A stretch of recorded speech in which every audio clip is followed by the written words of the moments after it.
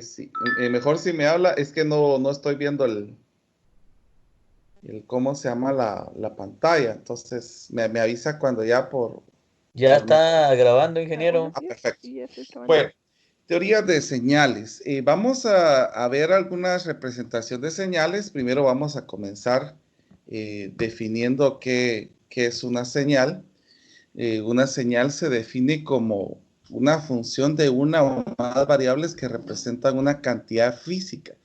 Típicamente contienen la información acerca de comportamientos naturales de los fenómenos. Por ejemplo, en este caso, hay señales eléctricas, hay señales acústicas, hay señales de video, hay señales biológicas. Por ejemplo, en el caso de, si ustedes observan, al momento de tomar señales del corazón, hay signos vitales donde se van tomando esa parte de las señales que se van enviando. Por ejemplo, si uno ha trabajado en alguna parte de sonido o es músico, podrán ver algunos programas donde precisamente se va viendo este tipo de señales en estos sonidos.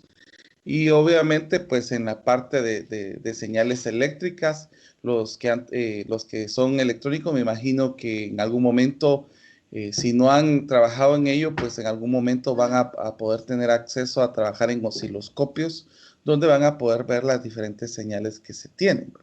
Entonces, aquí hay una representación que hace Tello acerca de una señal.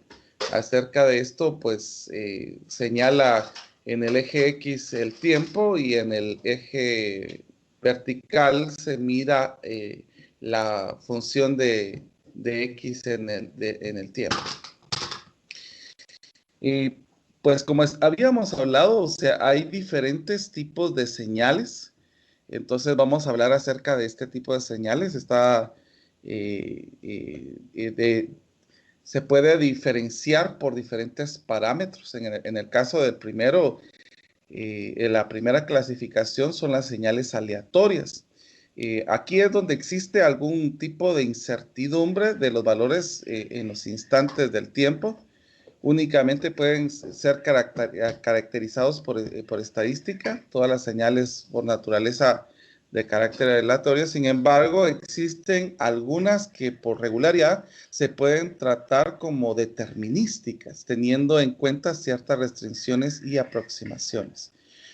En el caso de la parte que se utiliza aquí en estadística es que porque se trabajan como determinísticas, se van tomando señales y por medio de estadísticas se va haciendo una correlación de datos para poder encontrar un parámetro.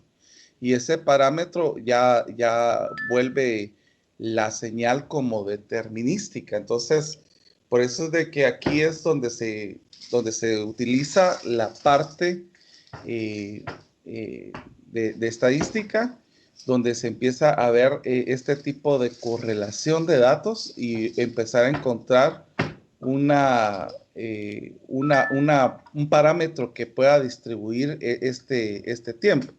Yo no sé si ustedes se han dado cuenta, voy a actualizar un poquito la información en el caso de lo que estamos viviendo hoy en día.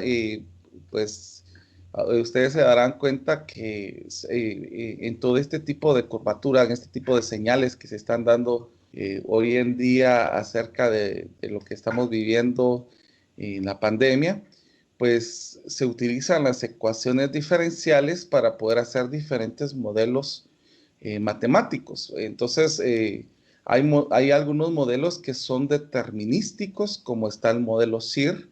Entonces, ahí ese modelo que es determinístico, se van tomando parámetros, por ejemplo, de una persona que está susceptible y pasa a ser infectado.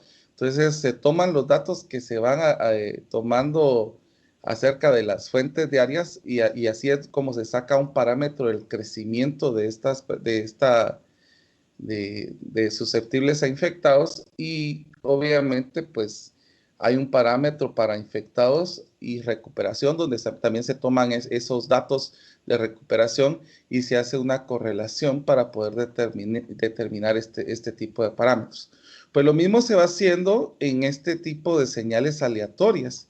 Entonces, porque aquí existe incertidumbre en los valores en los instantes de tiempo, y es por eso que se tienen que tomar partes estadísticas para poder volver que esto se puede tratar como algo determinístico, para poder tener diferentes ciertas restricciones y aproximaciones que se tengan en este tipo de señal.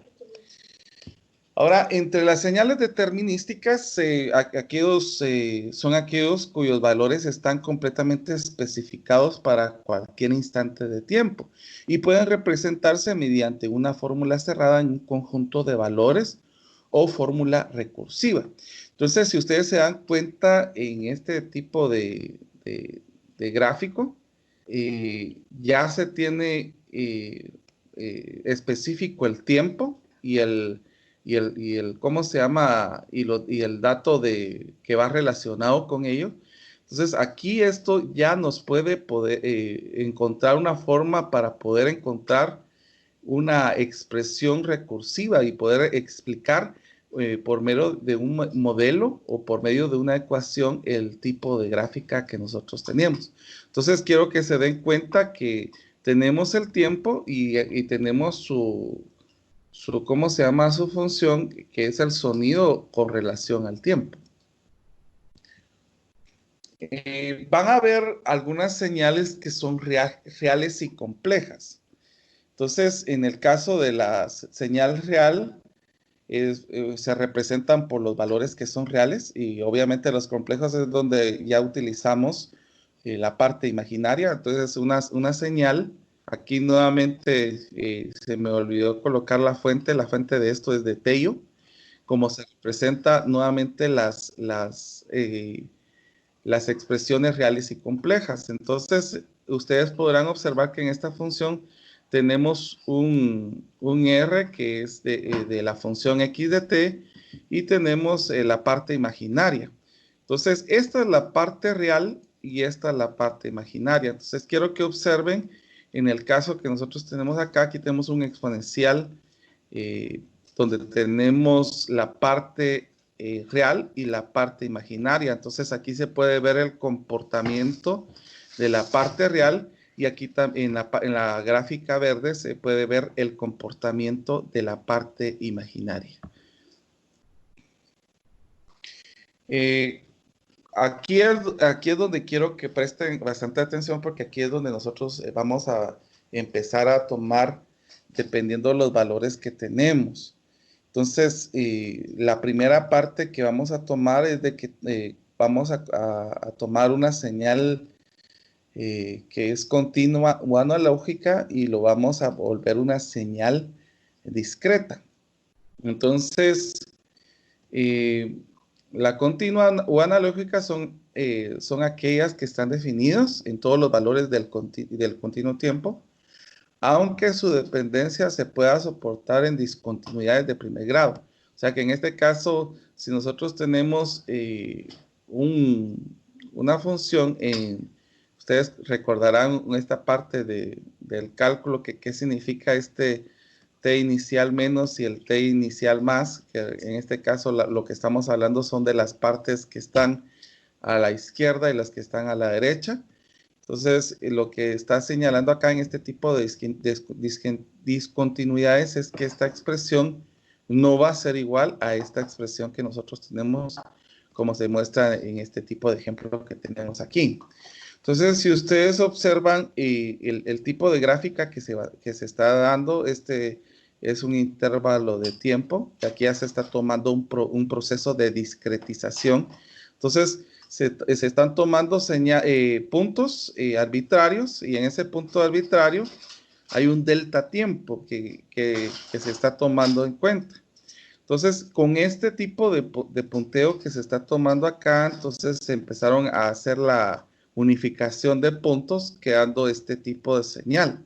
Entonces, a este proceso que tenemos acá se le llama proceso de discretización. O sea, que nosotros tenemos ya puntos que nos van señalando en relación al tiempo y en estos puntos pues ya se está tomando un tipo de gráfica.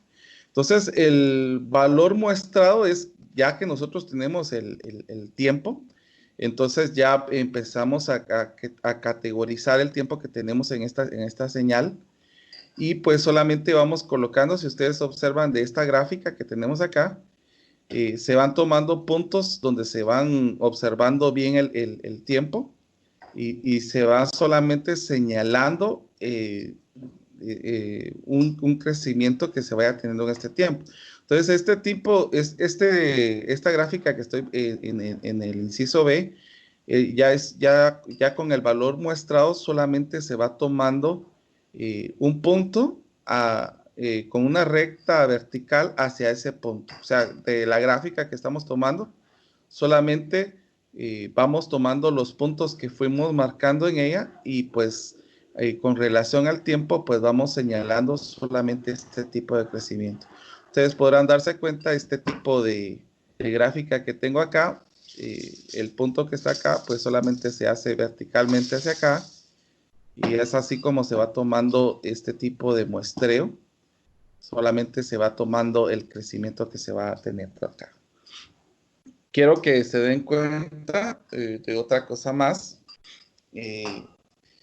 Y es que ustedes pueden observar que el delta tiempo que se va tomando acá va a depender mucho de lo que nosotros queramos tomar de esta gráfica. O sea que así como yo voy tomando este tiempo, este intervalo de tiempo, pues es así como yo voy a tener esta gráfica, este crecimiento de la gráfica que voy tomando acá.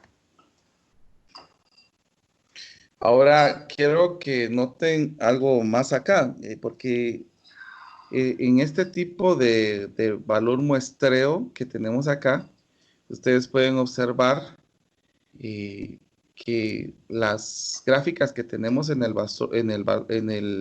valor muestreo es que es la representación, es la representación del eje Y que se va teniendo. Por ejemplo, acá, si ustedes se dan cuenta, es menos 0.40. Si ustedes observan acá, este es 0.85. Este es 2.05, está arriba del 2. Entonces, todo esto, lo que se está tomando en el valor muestreado, es cómo se llama los valores que se van deteniendo acá. Obviamente, yo estoy tomando un delta tiempo para poder categorizar esto, pero en el valor muestreado, yo voy a colocar los valores que se están obteniendo en el eje vertical, que eso es algo muy importante. No sé si hay alguna duda en esto, porque sí quiero que pregunten si hubiera para que así lo pudiéramos hacer bien en el ejercicio. No sé si hay alguna duda en esta parte que acabo de explicar, por favor.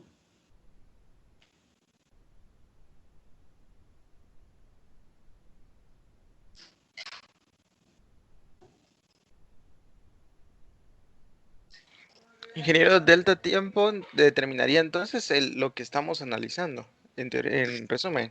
Así es. O sea, el delta tiempo, si usted se da cuenta, este delta tiempo va a ser el tiempo que nosotros vamos a estar tomando de la señal, pero en el valor muestreado, si usted se da cuenta, los valores que vamos tomando acá son los crecimientos que tiene en el eje X. Ahora, hay algo que también quiero que observen, la simbología. Si ustedes miran acá, aquí tengo X del tiempo, que eso está ya dada por una señal. Si ustedes observan en la primera diapositiva que tenía, la señal se representa como X de tiempo, o sea, ya es una señal que se va tomando. Ahora, cuando se vuelve discreta, ya se escribe entre corchetes, porque estamos señalando ya un parámetro, ¿verdad? Ya estamos señalando parámetros para poder volver esta señal ya discreta. Entonces, ya los valores muestreados son las alturas que se van tomando en cada delta T. No sé si hay alguna otra duda, por favor.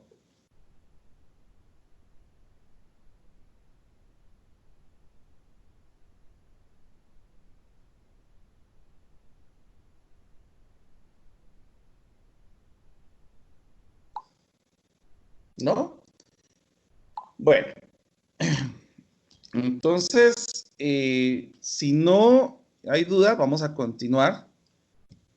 Y ahora vamos a tener la parte de las señales discretas. Quiero que vayan observando acá, porque aquí es donde vamos a ir teniendo relación, porque nosotros vamos a tomar una señal como la que tenemos acá, vamos a pasar a un valor muestreado, a volverla discreta, y aquí es donde vamos a tener estos valores que precisamente tienen relación con lo que nosotros estamos colocando acá.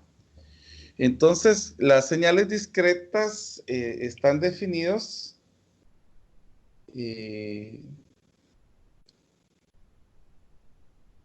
Permítanme un momento, hay un compañero que no puede acceder a la sesión.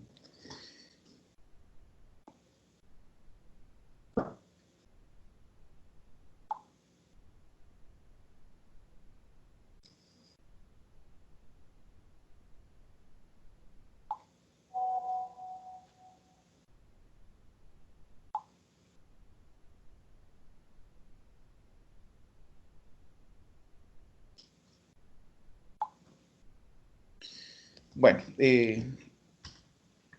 vamos a continuar. Entonces, son aquellas que están definidas por ciertos intervalos de tiempo y su representación se realiza mediante una secuencia de números enteros. Las señales discretas se obtienen a partir del muestreo de una señal continua cuyos valores corresponden a la amplitud de la señal en un instante particular de manera general. El teorema de muestreo se define con relación a la frecuencia mínima de muestreo con la frecuencia máxima de la señal, cuyo valor de tal manera a partir de las muestras sea posible reconstruir de manera completa la señal original. Esto va a ser, en el caso de la frecuencia inicial, sea mayor que 2 veces la frecuencia máxima. Bueno, ya logró entrar. Entonces, fx va a representar la frecuencia de muestreo y pues en el caso de fmax va a ser la frecuencia máxima de la señal original que se tenga matemáticamente. Las señales discretas se representan de la forma que les estaba comentando, ya no se utiliza el paréntesis, sino que se utiliza corchetes, que es la forma que ya estamos diciendo que esta ya es una señal discreta, siendo el valor de muestra, siendo n el valor de muestra.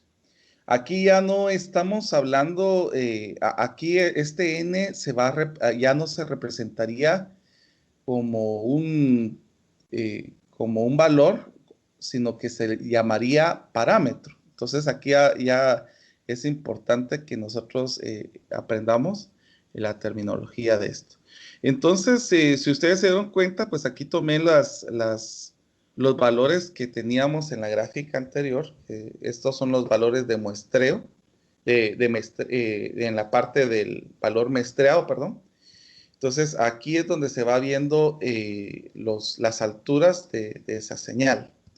Bueno, ahora vamos a hablar acerca de cómo cuantificar cuando tenemos una señal para pasar a ver este tipo de señales cuantificadas. Son aquellas señales discretizadas cuyos valores de amplitud han sido limitados en un tiempo finito de valores cuantificados. La cuantificación inicia con la división del eje de amplitud de intervalos iguales. El valor medio de cada intervalo corresponde al nivel o paso de cuantificación deseado, que finalmente es asignado como un valor más próximo a la muestra. El resultado del proceso de discretización, vamos a representarlo en la siguiente gráfica. Quiero que ustedes vayan observando. Nosotros teníamos los valores muestreados que están acá. Ustedes van observando estos valores muestreados que tenemos acá, menos punto 40, punto 85, son los puntos rojos que nosotros estamos teniendo acá. Esos son los valores muestreados. Ahora, la parte del valor cuantizado es que nosotros vamos a aproximarlo a a tener valores ya más definidos, en el caso de como hacer un tipo de aproximación. Entonces, el proceso de cuantificación en este caso es que, por ejemplo, vamos a acercarlo a si es a 0.5 o es a un entero, o en el caso que tenemos acá, si está cercano a un entero, pues siempre vamos a dejarlo entre los valores que están entre los enteros, en medio de los enteros, que serían el 1.5, el 0.5, o sea, no van a quedar valores enteros, sino solamente valores que están en 0.5. Por ejemplo, el punto 40, como está más cercano al punto 5, entonces el valor cuantizado que vamos a poner acá es el que está acá. Entonces, por eso nosotros vamos a poner unas líneas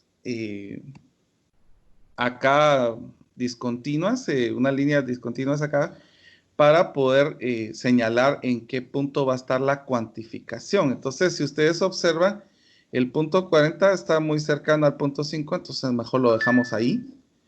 En el caso del valor que tenemos acá, que es en punto 85, está muy cercano a ser 1, pero entonces mejor lo vamos a poner en punto 5, que ya que en este caso la media acá entre punto 5 y 1.5, entonces está más cercano a ser el punto 5 que ser 1.5.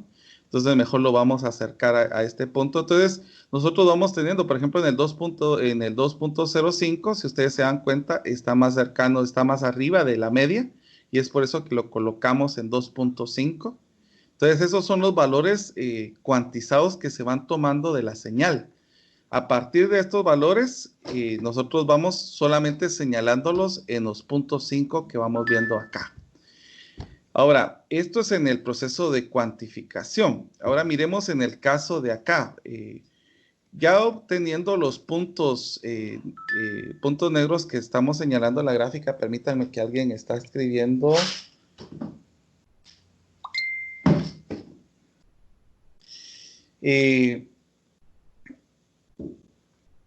No sé si alguien me puede ayudar. Hay un estudiante que no ha podido accesar, y si alguien me ayuda a orientarlo para entrar, él es José Florian. No sé si alguien me ayudaría para poder guiarlo para poder entrar a la reunión, porque si no me voy a tardar explicándole a él y no voy a continuar con la clase. Entonces, si alguien me hace favor de escribirle para que, ¿cómo se llama? Para que pueda ingresar a la sesión. Bueno, volviendo a la exposición, ya vamos a entrar a ver cómo se hace la señal cuantificada. La señal cuantificada, si ustedes se dan cuenta, pues ya solamente es unir los puntos negros que vamos teniendo acá. Solamente que los puntos negros van a ser los vértices de cada crecimiento que se está teniendo acá, como una gráfica de bloque. Entonces vamos observando este tipo de crecimiento en la señal cuantificada, y es así como nosotros nos queda este tipo de señal. ¿Alguna duda? Por favor, pregunten en este momento antes de proseguir. Yo tengo una duda. Sí. Por ejemplo, aquí está en el valor muestreado un -3. ¿Por qué es que se tira directamente a menos 2.5 y no a 3.5? Vamos a ver. Dígame el valor muestreado, por favor. Es el -3. -3. Vamos a ver. Aquí. Así es. -3. Vamos a ver. El -3 está aquí. En el rojo. Sí, mire, en el caso de que quede 3, o sea, que quede un entero, lo que tomaríamos en este caso sería la señal que esté mayor. O sea, en este caso tomaríamos la parte que sea un poco mayor si está cabal en el entero. O sea, en este caso tenemos el 3, entonces vamos a tomar la señal próxima mayor porque no se puede definir si está aquí o está acá. Entonces vamos a tomar la señal mayor que tengamos, porque el 3.5 es menor que que el menos 2.5. ¿Sí? Ahí está, gracias. Muy bien. Bueno, entonces en el número de valores de cuantificación está relacionado con la precisión que se desea obtener la señal a representar. En los sistemas electrónicos, generalmente los valores cuantificados se van a codificar en código binario. Es por eso que la semana pasada fue muy importante que nosotros miráramos los diferentes sistemas tecnológicos. Entonces, en el caso de codificarlo en el sistema binario, es porque el número de niveles resultante está dado por la potencia de 2. O sea, en este caso, los valores van a estar representados con una potencia de 2. O sea, se recuerdan que estuvimos señalando que los sistemas tecnológicos todos tenían base 2. Por ejemplo, 2 a la 1, que era el código binario, 2 a la 2, que era 2 a la 3, que era el código octal, y 2 a la 4, que era el hexadecimal. Entonces, si ustedes se dan cuenta, la potencia es de 2. Entonces, matemáticamente se define por L es igual a 2 elevado a la n. No me salió en el caso de acá, el exponente. Donde L es el número de cuantificación y N es el número de bits que se emplean para codificar la señal. Para el caso, en el caso de la diapositiva anterior, es así como se va viendo el tipo de codificación. Ahora, en el caso de 8, nosotros tendríamos 2 a la 3, ¿verdad? Que eso ya sería lógico que n es igual a 3. Disculpen acá que no es 2 por n, es 2 elevado a la n, porque aquí es donde se va tomando la relación del n, ¿verdad? Que es el que a nosotros vamos adaptando a este tipo de codificación. Entonces, si ustedes se dan cuenta, realmente aquí es 2 a la n. Todos los sistemas digitales tienen ese comportamiento con una base binaria. Entonces, en el caso, si L es 8, si lo volvemos en base 2, va a ser 2 a la 3. Entonces, N es 3.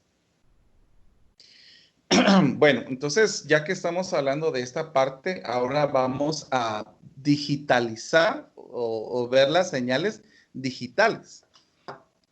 Las señales digitales son aquellas que, además de estar definidos por intervalos de tiempo discretos, solo pueden tomar un número finito de estos valores para codificar en binario. Es necesario que uno de los valores cuantificados sean en primera instancia codificados en decimal para luego transformar cada uno de ellos en dígitos binarios. En la posterior gráfica se muestra ese proceso de la discretización, pasando por la cuantificación hasta la conversión de una señal en secuencia binaria. Perdón, esa la voy a señalar, era en la posterior. Lo puse en la anterior porque lo iba a colocar antes. Pero es en la posterior donde se va a ver la conversión al sistema binario. Entonces, vamos a ver en este caso, más adelante, después de las periódicas y aperiódicas, cómo es el tipo de muestreo. Bueno, mejor lo vamos a hacer ahorita para que lo puedan ver. Entonces, si ustedes observan acá, estos niveles de cuantización, yo le fui agregando como el número de código. Entonces, si ustedes se dan cuenta, este código que yo voy colocando acá ya va con representación a ¿cómo se llama? Al sistema decimal. Entonces, aquí está todo el proceso que nosotros vamos a tener que hacer con la gráfica que vamos a tener, con el ejercicio que vamos a tener. Tenemos la gráfica acá están los puntos ya específicos. Entonces, de esos puntos específicos, ya se pasó a los valores cuantizados, que son los que tenemos en color negro, en este tipo, en estos puntos. Y pues después de esto, pues ya volvimos esto en código. Por ejemplo, en nuestro nivel de cuantificación, el número más pequeño es el que va a tomar el 0, después el 1, el 2, el 3, el 4, hasta llegar a los números que nosotros lleguemos a tener dependiendo la señal. Entonces, después de este tipo de señal, pasamos a la codificación binaria. Por ejemplo, el 3, ¿cómo es el 3 en binario? Es 011. El 4 es 100. El 6 es 110. El 5 es 101. El 4 nuevamente 100. Entonces se van tomando todas las señales y se van convirtiendo estos códigos que están en decimal a código binario. Entonces quiero que observen que al escribir, ya este tipo de codificación se va a escribir corrido. Por ejemplo, el 011, 011, después 100, 100, 110, y así es como se va tomando los valores para llegar hasta el último que tenemos, 011. Ahora, en el tipo de gráfica que nos va a quedar tipo cajón, los ceros van a estar abajo y los unos van a estar arriba. Entonces van aquí el 0 nuevamente, el 1 arriba, los ceros abajo, el 1 arriba, el 0 abajo, 1 arriba. Y así continúa hasta llegar al final. Entonces esta ya sería una representación digital de la gráfica. Por favor, si hay dudas, pregunten en este momento. Ingeniero, perdone. Abajo en la gráfica, cuando se dice de 0.5 y el valor muestreado dice 0.40, 0.40, ese 0.40, ¿cuál es? El 0.40 es el valor muestreado. O sea, cuando usted tiene una gráfica acá, recuérdese que si regresamos a unas diapositivas anteriores, permítame. El valor muestreado nosotros lo sacamos de acá. Entonces, por ejemplo, en la gráfica yo voy a tener un delta tiempo. Entonces, a partir de este delta tiempo, yo voy a tomar esos puntos que están en esa gráfica, ¿ya? Entonces, tomando esos puntos de esa gráfica, yo voy a tomar esas alturas que me quedaron en esas gráficas. A estos valores que van teniendo aquí, estos son los valores muestreados. O sea, son los que yo tomé del delta T, las alturas que voy tomando del delta T. ¿Sí? Ya. Gracias. Entonces, después de eso, después de tener los valores muestreados, pasamos a los valores cuantizados. Esos valores cuantizados son los valores que están representados en los valores medios. Si usted se da cuenta, entre 0 y 1 está el menos 0.5. Entonces, el punto 40 está muy cercano a ser 0.5, entonces lo vamos a colocar en esos valores medios. Entonces, todos los valores que tenemos acá van a estar representados en valores medios. Por eso de que vamos buscando los más cercanos. Y en el caso de que me dieran un valor entero, como en este caso que había preguntado su compañero, lo aproximamos al número mayor que está entre los puntos 5. No sé si hay alguna otra duda, por favor. Ingeniero, disculpe una pregunta. Sí. Por ejemplo, en el caso del compañero que mencionaba que un punto estaba en un número entero, pero se aproximaba al mayor. Eso fue, digamos, en la parte como de la mitad para abajo de la gráfica, es decir, los números negativos, pero si hubiera sido del lado opuesto, siempre se consideraría correrlo al lado mayor. Por ejemplo, si hubiera caído también en 3, pero en 3 positivo, si hubiera corrido hacia el 3.5. Sí, así es. Ok. O sea, es lo mismo para los dos casos, es el mayor. Ajá. Ok, gracias, ingeniero. Siempre hace de mayor. Ingeniera, y conforme a eso que acaban de mencionar, en el segundo punto tenemos 0.85 y en ese caso lo bajamos a 0.5. ¿Por qué? Vamos a ver, 0.85. Ah, sí, mire, pues lo que pasa es que si usted observa, aquí entre 0.5 y 1.5 está el 1, ¿verdad? Entonces esto va a ser como nuestra media. El punto 85 está debajo de esta línea, entonces lo vamos a poner aquí debajo de este. Si estuviera arriba, lo ponemos arriba, pero si está abajo, lo ponemos abajo. Por ejemplo, aquí en este caso, Gracias. en el punto 30 está arriba del 1, entonces lo vamos a poner arriba. Ya, ¿Ya? muchas gracias. No tenga pena. ¿Alguien más? Yo solo una última con la parte de los códigos, número de código, donde está el 0, 1, 2, 3 hasta el 7. Esta parte, ¿cómo fue que la asigna? Ya, mire, pues, como tenemos un nivel cuantizado, entonces, en nivel cuantizado, si usted se da cuenta, vamos a tener siempre el mismo tipo de crecimiento. Si nosotros llegamos hasta 3.5 acá, entonces vamos a tener hay que llegar hasta el menos 3.5, ¿ya? Entonces, a partir del 3.5, que es la parte más pequeña, aquí es donde comenzamos a numerar en sistema decimal. Por ejemplo, aquí va a ser 0, aquí es 1, 2, 3, 4, 5, 6 y 7. O sea, que en este caso, ya a partir de esto es que nosotros empezamos a numerar del 0 hasta el mayor, partiendo de este nivel de cuantización. Entonces, así es como nosotros vamos a enumerar ya con sistema decimal. Siempre empezaríamos de la parte negativa hacia la positiva. Sí, de la parte menor a la mayor. ¿Sí? Ok. Sí, gracias. Entonces, quiero que ustedes vayan observando el número de códigos, va a ser el que tenemos en este número. Por ejemplo, en el 0.5, en el valor cuantizado tenemos el primero 0.5 y en el número de código este va a ser el número 3. El 0.5 que teníamos acá, en el código 0.5 es 4. En el 2.5 es 6. Y así es como se va tomando este número de código. Y este número de código es lo que nosotros vamos a representar con el código binario.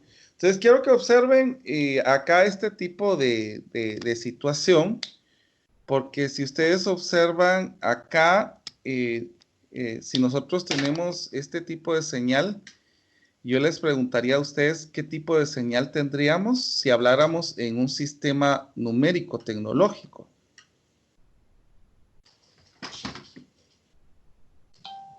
¿Qué tipo de sistema?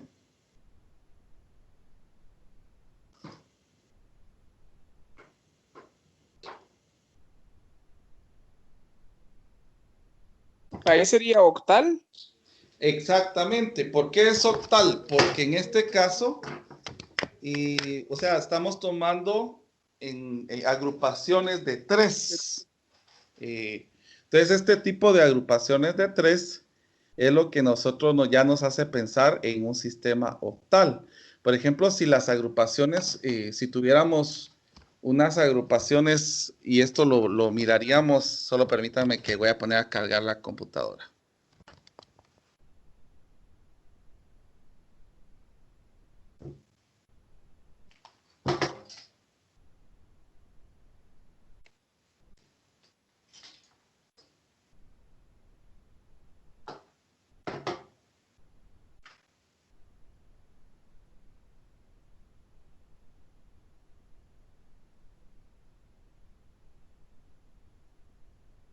Bueno, entonces en este caso, si nuestro L fuera 16, como lo que teníamos acá, entonces nosotros ya estaríamos hablando de una agrupación hexadecimal, ¿verdad? Ya estaríamos hablando de que n es 4.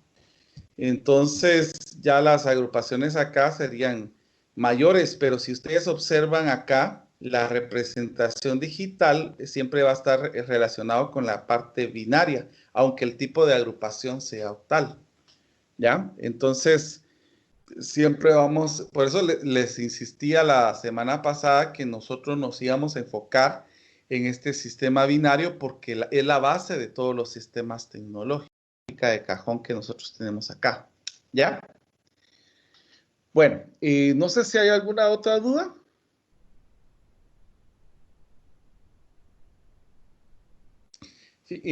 Si hay duda, mejor si me la hablan, porque no, si salgo de la presentación, voy a tener que volver a entrar. Entonces, mejor si me la dicen, por favor.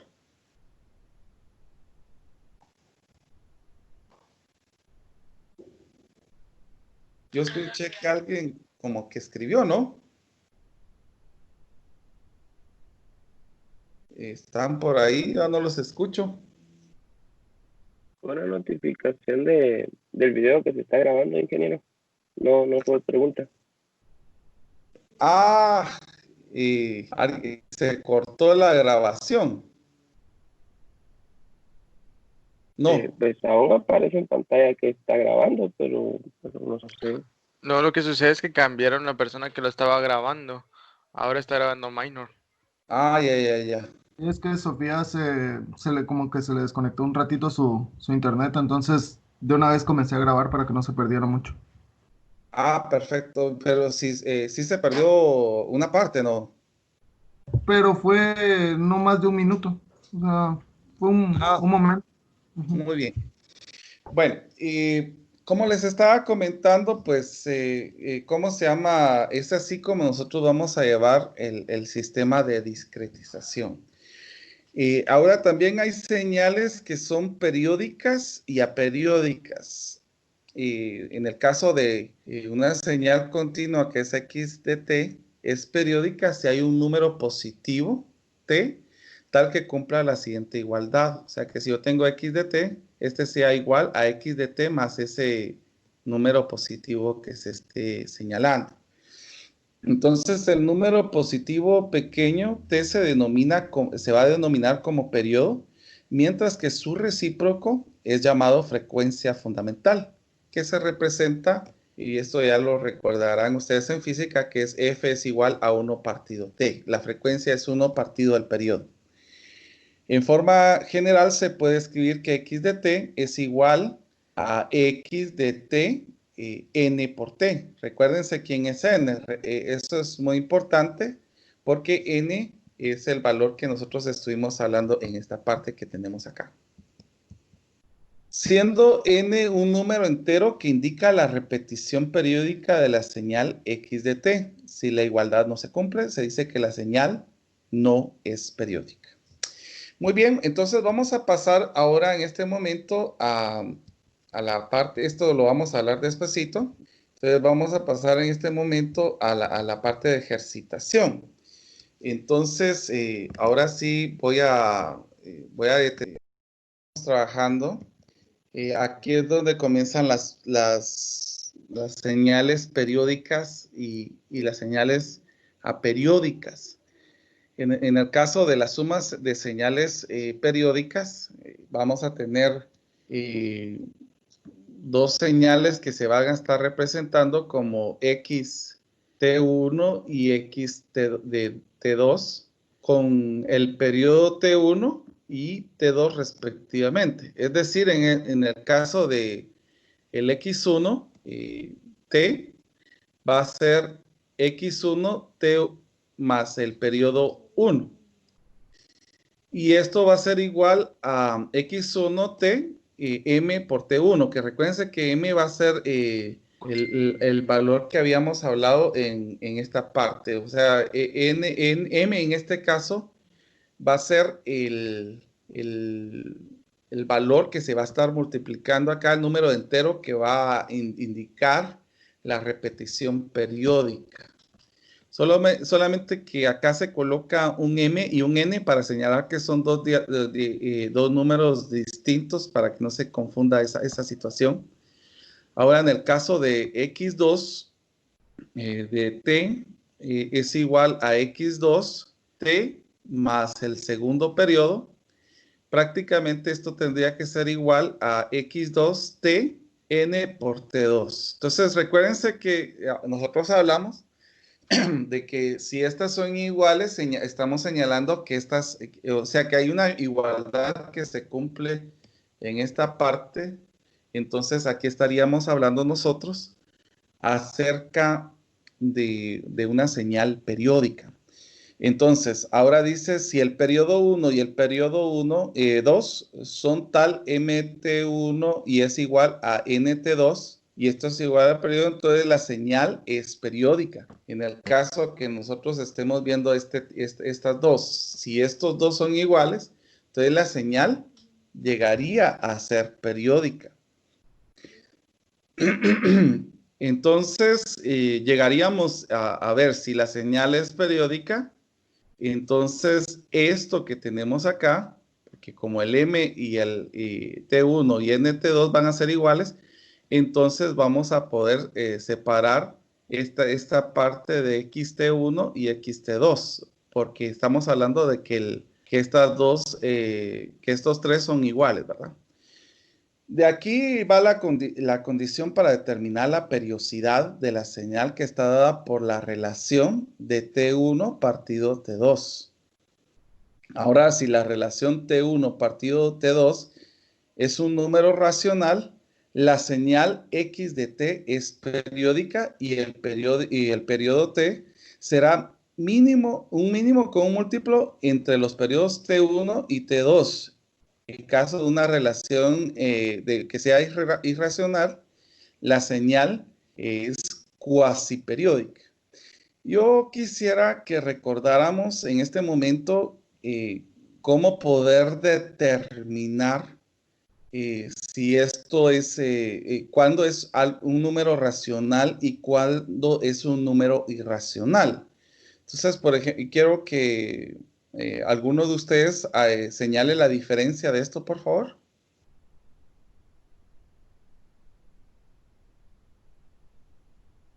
¿Puedes repetir la pregunta? Disculpe. La diferencia que hay entre un número racional y un número irracional. Según el profesor. No sé si alguien tiene la idea de esto.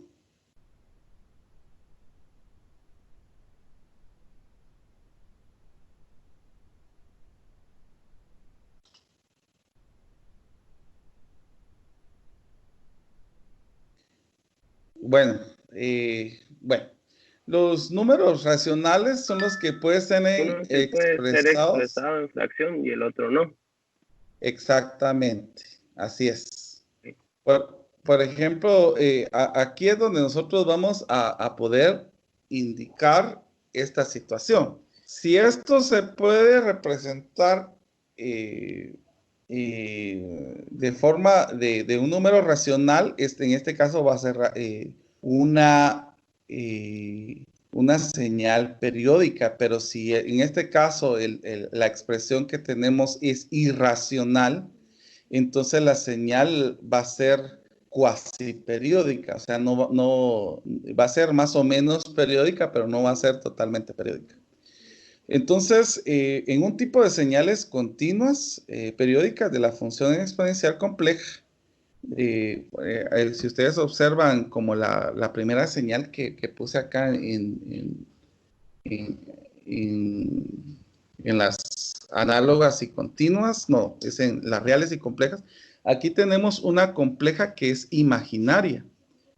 Entonces, esta sería una exponencial compleja, porque ya tenemos un exponente imaginario. Entonces, el tipo de señales que son con exponenciales complejas están representados de esta manera. Miren, E es igual a IW por T, donde W es la frecuencia angular y esta está definida, y aquí es donde se viene a tener la relación con física, en 2pi partido el periodo, perdón.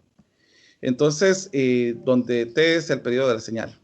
Usando esta definición de periodicidad, se puede calcular el periodo de una señal exponencial compleja haciendo esto. En el caso de colocar, si tenemos este tipo de señal, entonces esto va a ser igual a T más el periodo. Entonces, dependiendo del exponencial que nosotros tengamos acá, es como nosotros vamos a poder determinar el tipo de frecuencia que nosotros vamos a tener en la gráfica. Entonces, por ejemplo, si la igualdad se cumple en el caso de la exponencial compleja que tenemos ya acá con la frecuencia y el periodo, es igual a 1. En este caso hay que hacer una observación que la frecuencia tendría que ser, la frecuencia angular tendría que ser diferente de 0. Entonces se tiene que WT es igual a 2pi, y en este caso por el número que representaría el valor entero, ¿verdad? Siendo el valor, siendo m un número entero positivo. De esta manera, el periodo más pequeño, en este caso t, está dada por 2pi partido w. Aquí nuevamente vuelvo a señalar que esta es una de las ecuaciones que se trabajaba en física. Y entonces aquí estamos viendo cómo se llama ya la relación que se va a tener. En este caso, yo creo que ustedes lo vieron en Física 2, si no estoy mal, donde vieron este tipo de temas, donde se estuvo viendo movimientos oscilatorios, movimientos de ondas. No sé si recordarán en este caso estos temas. Pues ahí es donde se viene a tener también este tipo de similitud. Entonces, en este caso estamos hablando de señales con exponenciales que son complejas. Aquí es donde se viene a tener la relación para poder encontrar el periodo y la frecuencia angular. Bueno, vamos ahora a hablar acerca de la fórmula de Euler. En el caso de funciones complejas, en el caso de funciones complejas, nosotros vamos a tener acá que si tenemos una exponencial compleja que tiene este tipo de terminología, se va a representar de la siguiente manera. Aquí ya venimos a tener relación en el caso de la parte trigonométrica, donde nosotros podemos observar que ya tenemos un coseno y un seno que tienen la misma frecuencia que está dada en esta exponencial. Entonces aquí es donde nosotros venimos a observar que la fórmula de Euler va a tener relación con el tipo de exponencial compleja que nosotros tengamos acá. O sea, ya va a señalar la frecuencia. Por ejemplo, en el caso de acá, si nosotros tuviéramos en la frecuencia 2, aquí ya estaríamos hablando de coseno de 2t y un seno de 2t. Y aquí tenemos que utilizar ya la parte de trigonometría. Entonces, en esta parte de trigonometría, nosotros necesitamos la trigonometría analítica, donde nosotros estemos estudiando ya ángulos dobles, ángulos triples, ángulos múltiples. Y es por eso que es importante que tengamos un recordatorio de estos temas. Y es por eso que si ustedes miran en la última diapositiva, quiero hacer un recordatorio de cómo es esta parte de la trigonometría analítica, porque si no, cuando entremos a ver ejercitaciones, pues vamos a quedar un poco perdidos si no comprendemos cuál es la similitud en esto. Entonces yo voy a hacer un mini repaso para que se pueda comprender esta parte que estoy hablando ahorita. Por caso que, como le vuelvo a repetir, si yo tuviera un 2 de t, y tendríamos que pensar en ángulos dobles. Si yo tengo un 3, aquí ya se vuelve un ángulo triple. Entonces, aquí vamos a tener que utilizar este tipo de la trigonometría analítica para poder desarrollar este tipo de expresiones. Bueno, otro tipo de señales periódicas son las ondas sinoidales, dadas por las ecuaciones que ya sabemos cuáles son las expresión de sinoidales, eso lo tuvieron que ver en matemática 1. Aquí es donde se mira una periodicidad en la gráfica. Entonces, las señales periódicas están dadas por dt y vamos a tener una amplitud. Esta razón trigonométrica puede ser seno, puede ser coseno. Para poder observarlo, aquí colocaron coseno, pero puede ser cualquiera de los dos realmente. Donde A, que era lo que se estaba comentando, A es la amplitud y teta de t es el ángulo que varía en el tiempo. El ángulo a la vez está dado por, y podemos observar que vamos a tener la frecuencia de t más un ángulo, que este va a ser un ángulo de fase. Aquí también lo explica, donde es un ángulo de fase. Y V es la frecuencia definida anteriormente como W es igual a 2pi partido periódico. Entonces, yo quería pasar a un repasito de la trigonometría analítica, pero solo quiero que miremos en este caso. Si yo tuviera una señal sinoidal, x de t es igual a seno de t, vamos a tener una frecuencia angular de 1. Entonces, nuevamente, aquí es donde yo quiero que observemos, porque la frecuencia angular va a tener relación en 2pi partido el periodo. Entonces, ¿cuál es en este caso el periodo? ¿Y cuál es en este caso el valor de desfase? Pues eso lo vamos a ver en el repasito que tengamos de trigonometría. Entonces, aquí es donde vamos a poder decir que si la frecuencia angular es 1, el periodo en este caso va a ser 2pi. En este caso, despejando esta ecuación,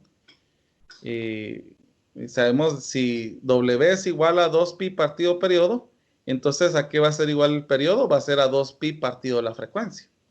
Y como estamos diciendo que la frecuencia es 1, entonces el periodo va a ser 2pi. Quisiera hacer en este caso el repaso de trigonometría. Y vamos a repasar un poquito de trigonometría. Permítame un momentito, voy a traer mi tabla.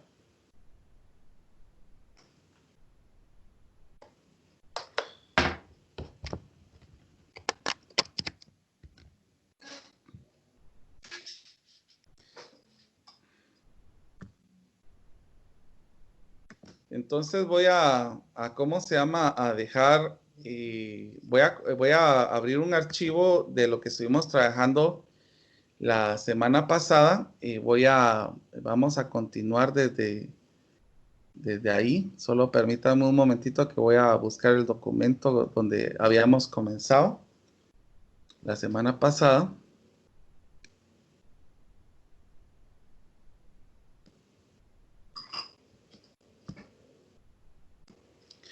¿O cómo se sienten ustedes en trigonometría? ¿Sí lo tienen presente?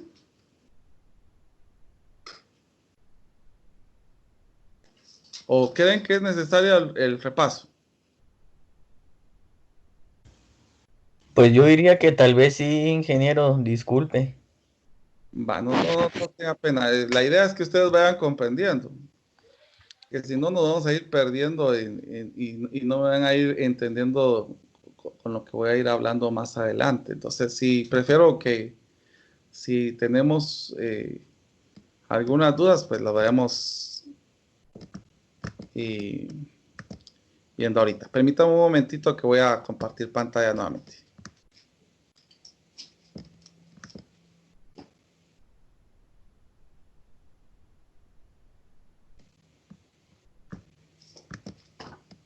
Bueno.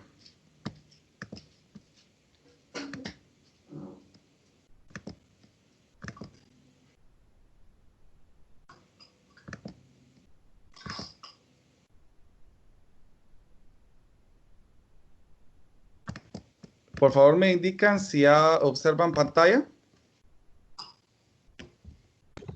Sí, ya se logra ver. Sí, mira.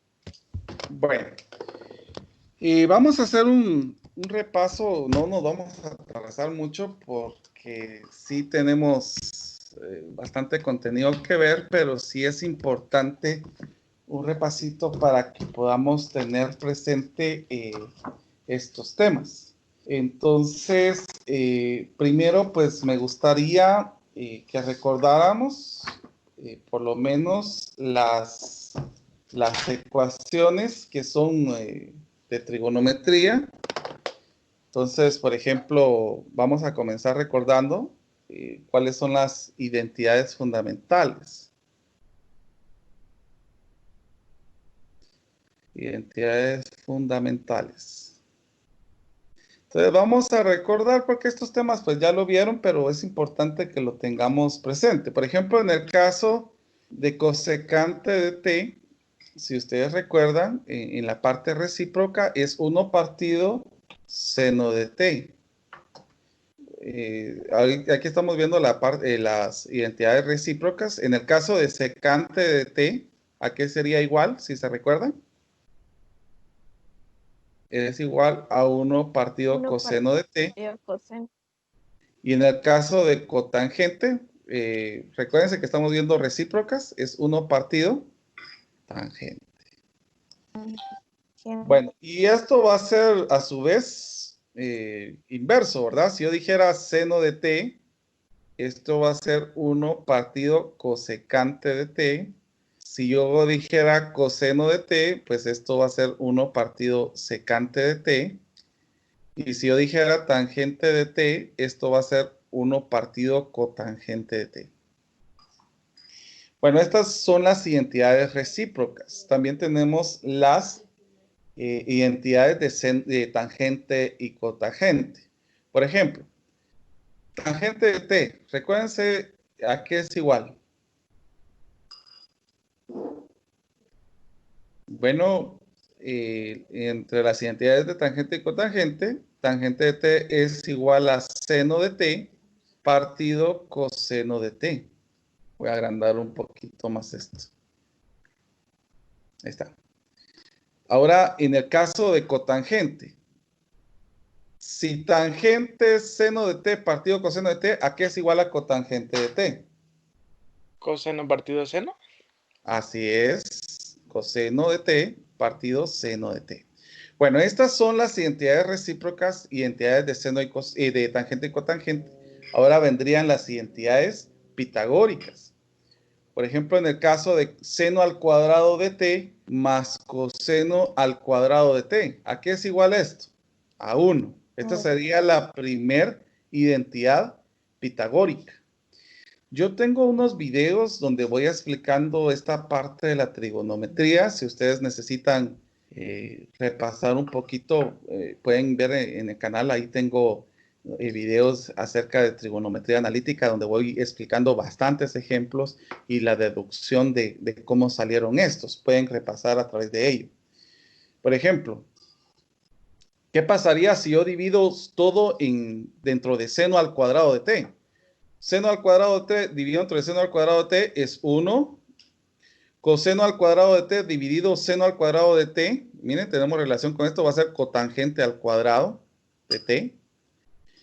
Y 1 partido seno al cuadrado de t. 1 partido seno al cuadrado de t es igual a cosecante al cuadrado de t.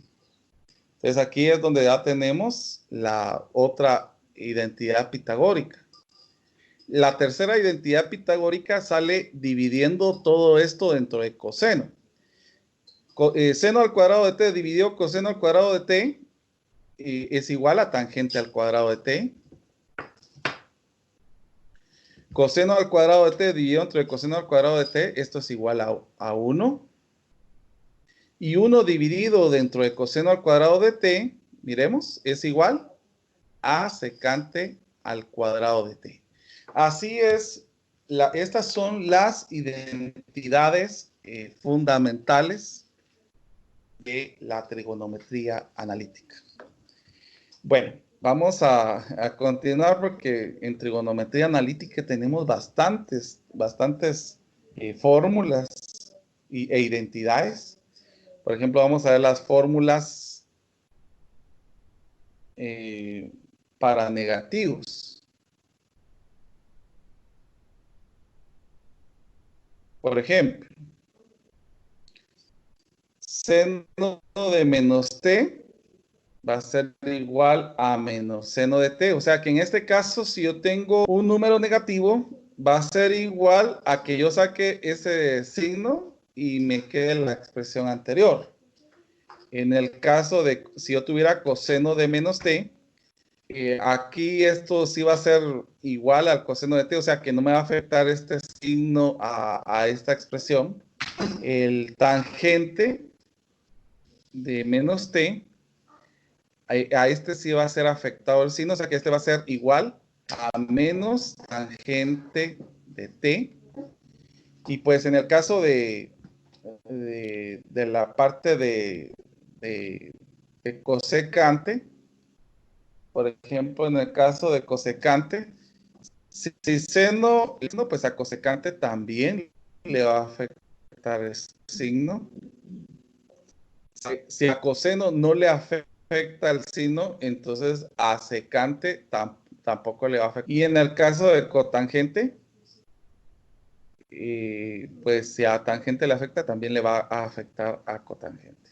Entonces, estas serían las fórmulas para negativos. Ahora miremos en el caso de ángulos dobles, que aquí ya son las fórmulas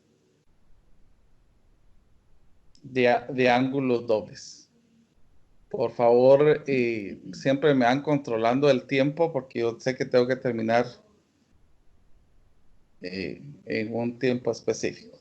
Bueno, miremos. Si yo tuviera seno de 2t, aquí tengo un ángulo doble. Esto va a ser igual a 2 seno de t coseno de t. Miremos en el de 2t, aquí sí voy a tener tres expresiones, tres fórmulas. Esto puede ser igual a coseno al cuadrado de t menos seno al cuadrado de t. En otros videos yo explico la deducción de dónde sale cada fórmula, por eso es de que yo les pido siempre que revisen un poquito de eso para que repasen esta parte de trigonometría. Es muy importante. Aquí se mira mucho. Bueno, entonces coseno de 2t también puede ser 1 menos 2 seno al cuadrado de t. Coseno de 2t es igual a 2 coseno al cuadrado de t menos 1. Y tangente de 2t va a ser igual a 2 tangente de t dividido 1 menos tangente al cuadrado de t. Bueno, estas serían las fórmulas para ángulos dobles.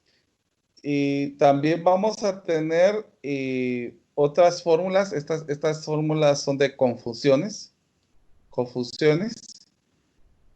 Fórmula de confusiones. Funciones. En el caso de acá vamos a tener el ángulo de desfase y es por eso que de desfase que es muy importante que la tengamos presente. Por ejemplo, seno de pi medios menos t va a ser igual a coseno de t. Coseno de pi medios menos t, en el caso de aquí hay una fase, va a ser igual a seno de t. Tangente de pi medios menos va a ser igual a cotangente de t. Y obviamente va a ser lo mismo en la parte de los recíprocos, ¿verdad? En el caso de cotangente de pi medios menos t, va a ser igual a tangente de t. En el caso de secante de pi medios menos t, va a ser igual a aquí escribí esto. Y por último, cosecante de pi medios menos t a secante. Entonces, si ustedes se dan cuenta, pues acá es donde nosotros vamos a tener relación. el seno va con coseno, el coseno con seno, el secante con cosecante, el cosecante con secante, el cotangente y el cotangente cotangente. Noten que en el caso de de estas dos, van a tener relación en el caso de ser seno y coseno y en la parte de los recíprocos, pero tangente y cotangente va a ser la única que va a tener relación con su recíproco. O sea, tangente va a tener relación con el recíproco, que es cotangente, y cotangente va a tener relación con tangente, que eso es muy importante que lo podamos observar. Bueno, hay ángulos de fórmulas de adición, de la adición de ángulos. Las fórmulas de adición, por ejemplo, si yo tuviera seno de U más B, esto va a ser igual a seno de U por coseno de V más coseno de U por seno de V. Coseno de U más B, que aquí ya tenemos una suma de ángulos, y es muy importante que también lo miremos por lo que vimos en la diapositiva, que hay sumas de parámetros. Entonces vamos a tener coseno de U, coseno de B, menos seno de U, seno de B. En el caso de tangente de U más B, va a ser igual a tangente de U más tangente de V dividido 1 menos tangente de U por tangente de B. Estas serían fórmulas de adición. También hay fórmulas de resta de ángulos.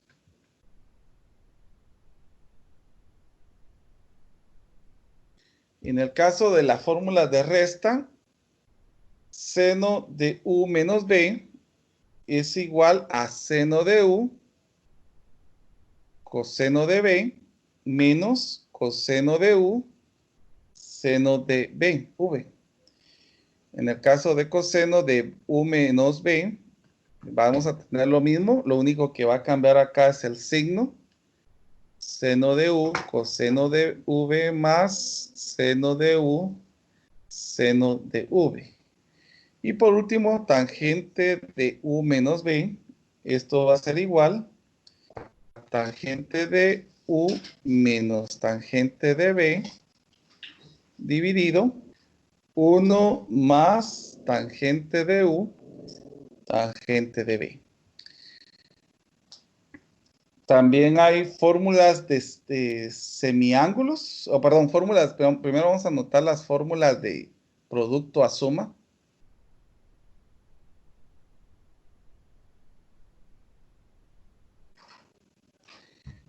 Vuelvo a repetirles de que, bueno, como este tema yo lo doy en una matemática normal, es ahí donde yo voy deduciendo de dónde sale cada uno de estos. Ahorita, pues, porque no es el curso de matemática, no lo voy deduciendo, pero es importante que ustedes miren de dónde sale cada cosa, porque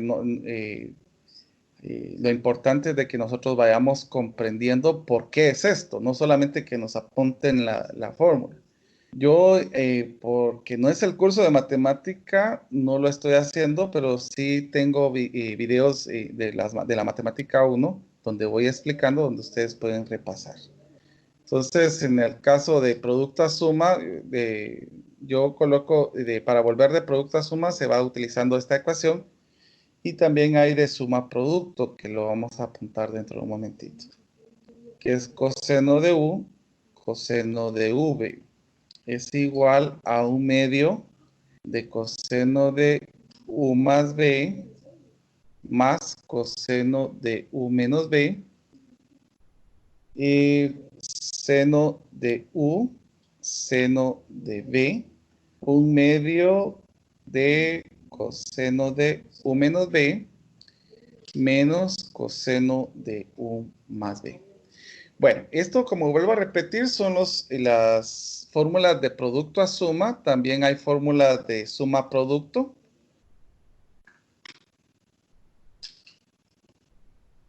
¿Cómo vamos en tiempo, por favor, si me indican? Ya son las 9, ingeniero.